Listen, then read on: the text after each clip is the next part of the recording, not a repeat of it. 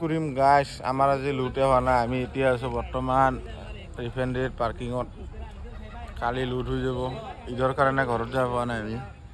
আমাৰ লগৰ এইবিলাক এই যে ঈদৰ কাৰণে ঘৰত যাব পৰা নাই কাৰণে অলপ ট্ৰেইনিং দি আছে কালি যাব পাম বুলি কালি সিহঁতে আগত কৰিব আমি পিছত লুট কৰিম